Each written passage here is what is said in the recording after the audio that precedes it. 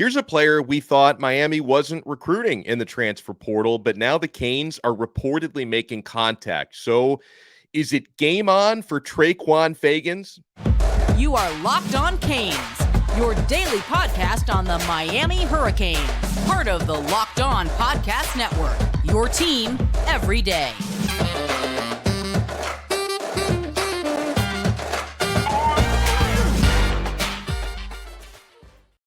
I am Alex Donno, University of Miami alumnus, longtime South Florida sports radio vet, and contributor to allhurricanes.com. And thank you so much for making Locked On Canes your first listen today. Thank you to the everydayers who are here with us day in and day out. You guys saw a good one if you watched and listened to our interview with Judd Anderson, Miami Hurricanes 2024 commit. If you missed it, that is available. Opening it up to Q&A on this episode, Ed. We'll start right out of the gates, a good one and a timely question from Paul, on our subtext group. He says, hey, Tre'Quon Fegans, communication is picking up according to D Money of Canes Insight and Gaby Urrutia from 24/7.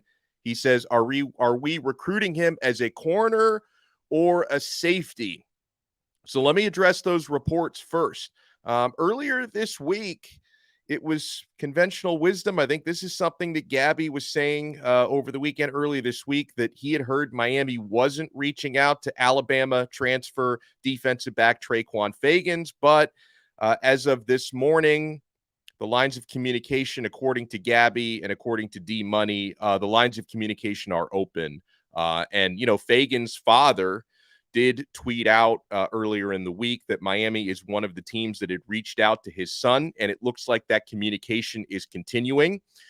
I believe he's being recruited to play safety at Miami. I think that's the better fit for him, and I think that's the better fit for him within Lance Guidry's system. And safety is a definite depth need, okay? Now, Tre'Quon Fegans, it's an interesting story how this could come full circle for Miami, because at one point in the class of 2022, he was committed to Miami before getting his offer from Alabama. He bounced and went there instead. Former four-star recruit coming out of high school, four-star recruit in the class of 2022. He was the 14th ranked cornerback in that class. Now, the funny thing about Fegans is I see a lot of people on social media and message boards like talking about how good of a player he is, or no, he's no good. You should stay away from this guy. And I'm just wondering, how does anybody know? Okay, so he didn't see the field last year at Alabama as a true freshman, but that's one of the deepest teams in the country. So he didn't see the field as a true freshman, which means he kept his red shirt. But since he didn't play last year, I don't know how people are making all these judgments about how good he is or about how good he might not be. I can really only base my knowledge of Tre'Quon Fegans to what he did in high school, where he was very successful. And hey, the good thing about him not playing at Alabama last year is he's got all 4 years of eligibility because he used his red shirt last season. So, a lot of times when you talk about potentially bringing players in the portal, you're talking about, oh, does this guy have 1 year, 2 years of eligibility left? If you can get a guy like Fegans, he's got the full gamut of eligibility left to go. And another part of this, if you're playing the long game, and Miami often does play that long game, his younger brother, Anquan, is a stud safety, 5-star for the class of 2025. So I'm sure Miami is going to want to recruit the brother. And, you look at all the siblings that Miami has on the roster right now. That's been a pretty good thing with the Mauigoas and the Browns, and you got the Washington twins to come in together. So the sibling thing has worked for Miami. I mean, Jose Borregales and Andy, they didn't play together, but you had the older brother first and the younger brother a kicker. So Miami does like to play that long game, so you have to watch out there. So I look at options in the transfer portal for the Hurricanes in the defensive backfield. If Miami can land Jaden Davis from Oklahoma, who is a player with a lot of potential. Didn't necessarily show a lot of that on the field at OU last year, but I do think Jaden Davis has potential to be a very good player. He could come in, probably play nickel or play outside corner.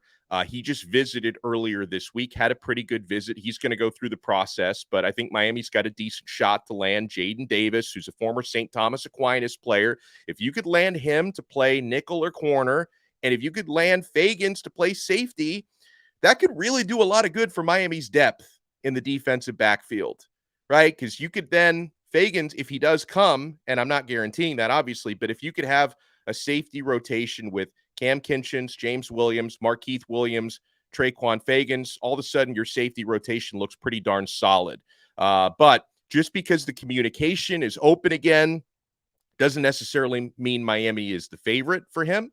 Apparently, Fegans has locked in a visit with USC. So he's going to take a look at the Trojans. Now, USC, from what I can tell, their defensive backfield seems a tad deeper than Miami's on paper. So that might work in Miami's favor. At the end of the day, he might see maybe more opportunities to get on the field at Miami than he would with the Trojans. But, we'll see how that all plays out. But it is nice to know that a player that we thought earlier this week, he's in the portal, but Miami's not really interested. Apparently, Miami is interested now. So we'll see if anything develops with Tre'Quon Fegans.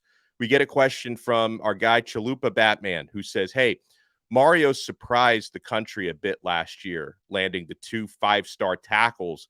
Who do you see being the big splash recruits this year?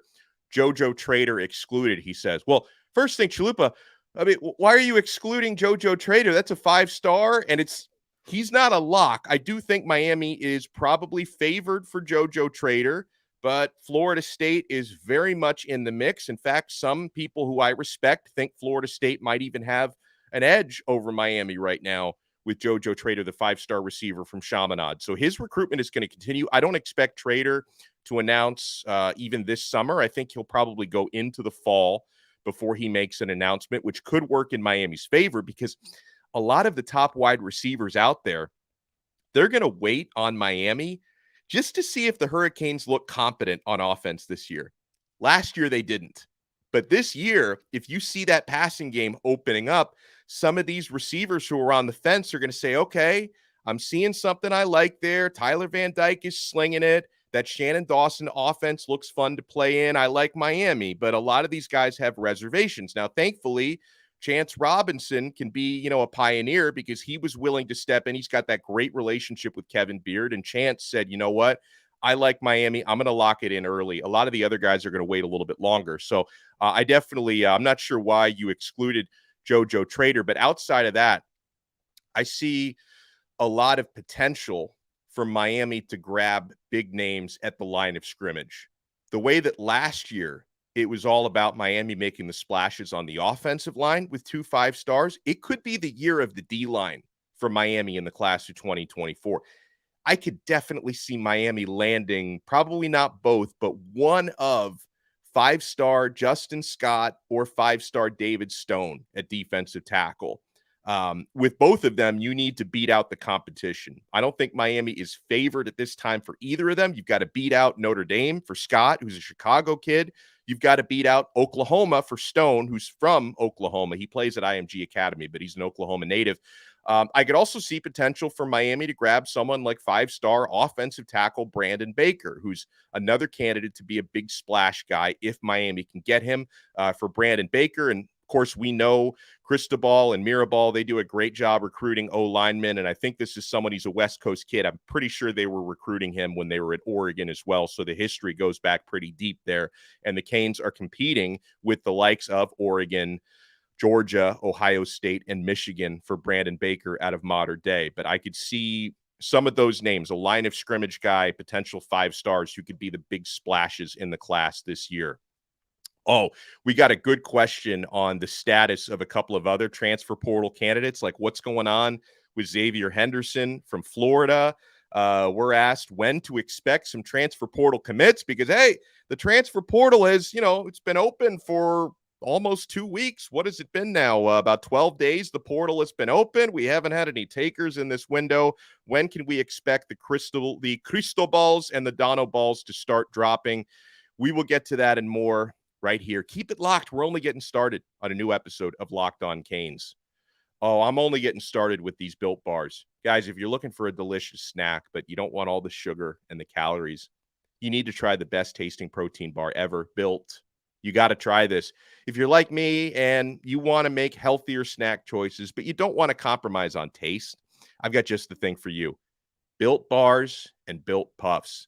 Built Bars are healthy and taste amazing. Seriously, they taste so amazing, you won't think that they're good for you, but you got to try this. What makes Built Bars so good? For starters, they're all covered in 100% real dark chocolate. You can taste the difference.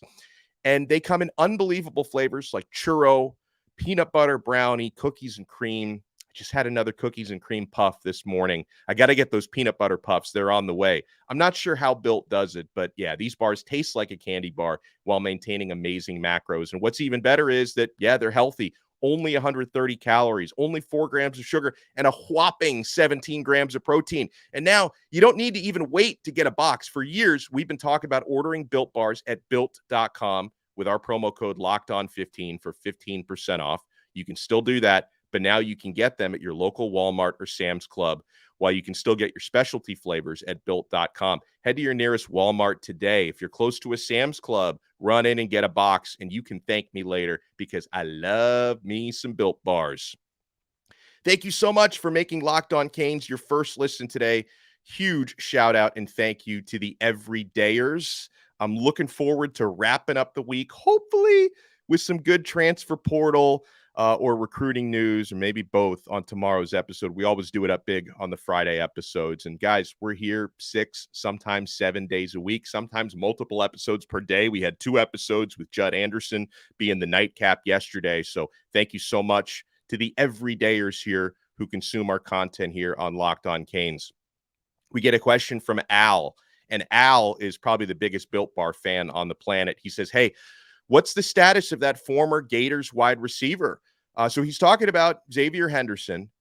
I still favor Miami here. I think the Canes are ahead of the field on this one. He's got that Miami-Columbus connection with Cristobal, Mirabal, Alonzo Highsmith. I think Louisville is also trying to get Henderson, but I think Miami is ahead there. And yeah, I was hoping that Hendo, who was on campus earlier this week, I was hoping he would commit during or right after his Miami visit, but he's doing his due diligence. He's keeping his process very private and quiet. I think he'll be a Cane once the dust settles. And another thing, folks, I brought up the name Alonzo Highsmith. He's also, I can't pinpoint one person who asked me about this because I think several people put this in my timeline. Barry Jackson from the Miami Herald dropped a blurb that there is, he didn't say which team, but he said that there's an NFL team that is interested in hiring Alonzo Highsmith to be a VP or a GM. So that obviously worries some people because, hey, Alonzo, he's been down at Miami for a very, very short time, a little over a year since he took the job down here doing his thing, GM of football operations at Miami, doing a lot of work as he's got that scouting background. He's evaluating talent, transfer portal players, recruits. It's my understanding, Zoe not going anywhere, okay? This is a lot like the Jason Taylor thing. You remember when Jason Taylor reportedly had interest from the Miami Dolphins to snatch him off the Hurricane staff? He ended up staying at Miami for a promotion. Now, I don't think there's a promotion to be had for Alonzo unless you make him the athletic director. I think Dan Radakovich is doing a fine job. So Alonzo already has a big-time job at Miami. I don't think he's going anywhere. It's my understanding that Alonzo Highsmith is completely happy, completely secure, and he's he was in the NFL before, and he opted to leave the NFL to come to his alma mater. I don't think he's going to bounce right back. I think for the time being, he's very happy where he is. Get a good question here on our subtext chat. When should we expect transfer portal commitments? Once the portal closes, and should we expect any more of the current roster to jump into the portal before it closes in a few days? Yeah, we did have Ishmael, the defensive end, hit the portal shortly after the spring game. It's been very quiet for outgoings here. We had the whole Tyler Van Dyke scare, but that ended up being nothing. He ended up staying at Miami, not going to Alabama. The second part of your question, honestly, I haven't heard too much buzz about any important players leaving, and I also don't like to speculate. So I think once we put the Van Dyke thing behind us, I'm more worried about who's coming in than who's going out. But it is a valid question because Miami, I think, only has 4 open scholarships at this moment. So there's not a whole lot of wiggle room. You have to wonder, could anybody maybe be leaving to clear up some of those scholarships? You see what's going on in Colorado where they've got like 15 scholarship players left on the roster there. Nothing like that is happening at Miami right now. As far as when should we expect portal commitments, really, and I think the person who wrote the question understands this because they kind of put it in the question, but I want everyone to realize that even though the transfer portal is quote unquote closing after April 30th, that just means you can't enter it after April 30th. Once you're in the portal and you've decided to hit that portal and you finish your paperwork, you're free to decide where you're going to play essentially up until enrollment deadlines for fall classes at the schools that you're looking to enroll in. So you've got time. Like once you hit the portal, you can take almost as long as you need to make your decision. Still, I think there's been enough momentum that I'm still expecting a portal commitment or two within the next few days. I'd be surprised like if we come out of the weekend without someone committed. So I think there's going to be some stuff dropping soon, but I think I don't think Miami's going to be finished building through the portal maybe until May or June, because I think you might have certain players that are kind of hanging around who are going to make their decision a little bit late. That's the best way I can answer your question. This is a good question from Vaughn, who says, is the transfer portal for depth or for rebuilding immediately? If I'm looking at Miami, I think in Miami's case, it's for depth, right? There's no one size fits all, okay? There could be certain programs out there like, an example, Tennessee got Hendon Hooker in the portal last year, and look how good he was. Look at how he really made a difference, and he made the Volunteers a contender last year. If there are teams out there that feel like, hey, we're like one great quarterback away or one receiver away from being a national championship contender, that's a certain way to look at it. Miami's not in that situation. Like Miami is in the process of a culture overhaul and a full rebuild. So I think in Miami's case, the transfer portal is for depth. And depth is important, right? Because when you're talking about, and yeah, certain players you bring in are going to be starters or compete to start. Javion Cohen, Matt Lee, Devontae Brown, I believe, are all probably starters on this team that you got in the portal. But I think the most important thing for me, if Miami wants to actually create sustainable depth and turn themselves into a national championship contender, the foundations of that have to come from the more organic way of building a program, and that's from the ground up with high school recruiting. I believe the foundations of that have to come from that, but then at the same time, you want to keep your quarterbacks healthy and their jerseys clean, so you need to fill weaknesses on the offensive line. The Hurricanes have had, pretty glaring weakness at defensive tackle. You need to add some depth there in the portal. So the portal to me for Miami, primarily for depth, but I think in certain situations, teams might use it more like free agency to immediately cement themselves as contenders. But honestly, I think for a program like Miami, I think the right way to use the portal is for depth and experience, because you also could be adding players that add that veteran presence in the locker room. I don't think that's going to be like your shortcut. There are no shortcuts in this game. That's not going to be like your lottery ticket to becoming a national championship contender or anything like that. This is kind of a related question from Neo on Twitter, who says, hey, Donno, what can happen in the portal to make you act ridiculous and predict a 10-win season? Nothing. I don't think there's anything. I don't think there's anything Miami is going to do in the portal that's going to be like, 10 wins. We're going crazy. We're going to be banging pots and pans down Ponce de Leon Boulevard. We're going nuts. I don't think there's anything like that. I would tell you something that would make me laugh very, very hard, and we would have a lot of fun with it on the show. I think I can actually throw this rumor out there now because, the moderator of the Florida State 24/7 site wrote about it yesterday. So they're kind of acknowledging now that this is a thing that actually is happening. This is one of the craziest rumors now reports that's been going on college football, Big Three Twitter for the last couple of days. Have you guys heard that apparently Darrell Jackson, who just transferred from Miami to Florida State, is now thinking he wants to leave Florida State? That, Josh Farmer, who is in the transfer or going to be in the transfer portal, I think they're trying to convince him not to get into it. But Josh Farmer from Florida State's D-line has said he's hitting the portal. he and Jackson are really close, and apparently Jackson is now thinking, I don't want to be here in Florida State. And according to Brendan Sinone from the Florida State 24/7 site, Jackson might even be interested in trying to come right back to Miami. It's nuts because I'm pretty sure since he officially transferred to Florida State, if he were to come back to Miami, I think he would have to sit out a year. The waiver stuff is crazy because the NCAA is a lot more liberal with waivers than they used to be. But I'm pretty sure if he were to come back, he would have to sit out a year at Miami or wherever else he transferred. But if that were to happen, we would have a lot of fun on the show with that, certainly. So that would be one thing. But I don't necessarily think there's a player that Miami can add that would make me think 10 wins. And I don't think I like Daryl Jackson a lot. I don't think if you add him, you're a 10-win team. But that would be a situation I could have some fun with. Got a couple of questions about recruiting, and there is a 5-star defensive lineman who has scheduled an official visit with the University of Miami for the summer. And someone is asking me, a couple of the more ridiculous questions I've seen. But this is what happens when you open up the mailbag.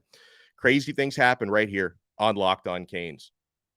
Thank you so much for making Locked On Canes your first listen today. Thank you so much to the everydayers who are with us 6 days, sometimes 7 days a week on Locked On Canes. Be sure to leave us a 5-star review on Apple Podcasts or Spotify. And if you watch us on YouTube, make sure to subscribe to our channel and hit that like button on this episode. Get a question from Cosmo. He says, it seems like everyone is basing next year's success on our talent relative to last year.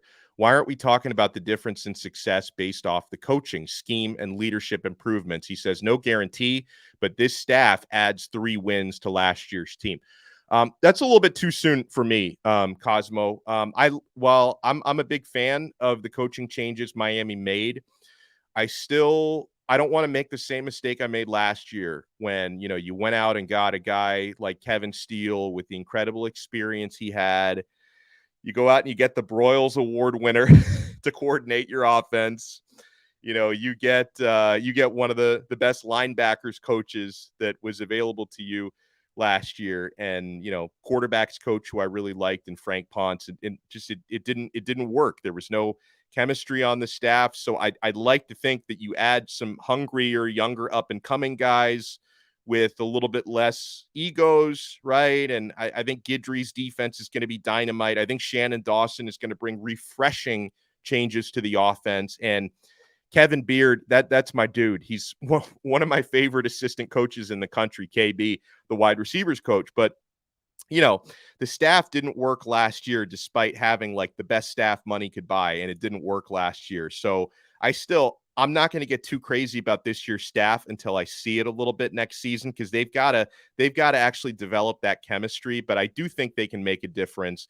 I usually default to the talent making the difference, because that just tends to be the difference in college football, that when teams like Georgia and Ohio State and Alabama and Clemson are winning national championships, yeah, they all have, really rad coaches, but they've also got all that just crazy talent and depth. So I understand what you're saying. I'm cautiously optimistic about this coaching staff.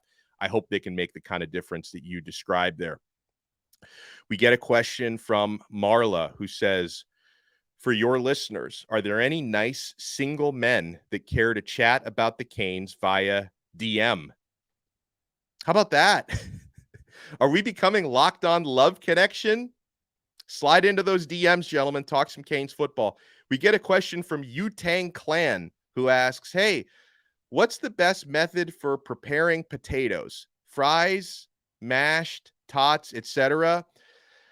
For me, it is fries. I'm a huge fan specifically of seasoned curly fries. Like, I like the Flanagan's. I guess those aren't even seasoned, but I love the Flanagan's curly fries. Just freaking dynamite. I love those. I'm also a fan of the waffle fry, because they're good for dipping, because they're very wide. Like, you dip them in like a buffalo ranch, and there's just a lot of surface area. It kind of gets into the little cracks in there. Huge fan of that.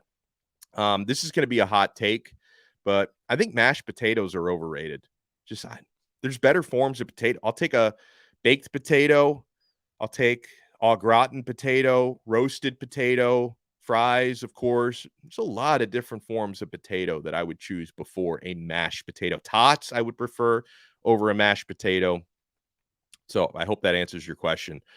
So something that came out of last night's show, I hope you guys have had a chance to listen to this or watch it. It was so great on our most recent episode, talking with Miami Hurricanes quarterback commit Judd Anderson in the class of 2024. Please, probably even better if you watch the YouTube version of it so you can see him. He's on screen with me. You can tell this young man has the maturity and the determination to lead. He prides himself as a leader. I love how much pride Judd has taken in recruiting others, right? He wants to be the ambassador for the class of 2024. He wants to be the lead recruiter for the class of 2024. And, a couple details that Judd Anderson dropped on me, which I think are important to note heading into next year. He told me he does plan to enroll early at Miami next year, meaning he'll get on campus January 2024. He's going to go through the full off-season conditioning program. He's going to go through spring football the way that Emory Williams just did, which gives you a big advantage getting there early. And another thing he dropped on me was, while most of the recruiting services you go to, they list Judd at 6'6", he did tell me he's 6'7" now. So freaking skyscraper. His kid keeps growing. Maybe he'll be 6'8" by the time he gets on campus. It's crazy. So I encourage you to check out that really fun, awesome interview we had with Judd Anderson.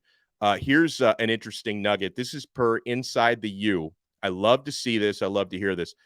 5-star defensive lineman Kamarion Franklin has set a June official visit to Miami. So he's going to be visiting, I think it's June 2nd through the 4th. He's going to be on campus. He said, quote, "I've been to Miami twice and visited, and they place themselves with the schools that are standing out in my recruitment," he said.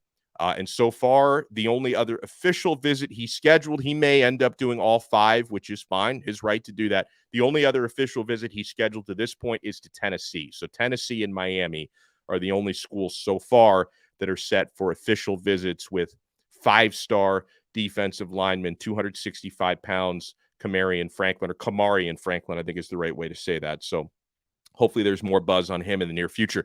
I mentioned it'd be awesome if you guys can leave us a 5-star review on Apple Podcasts. Let me read some of the newest ones. We get a 5-star review from Ballhead52.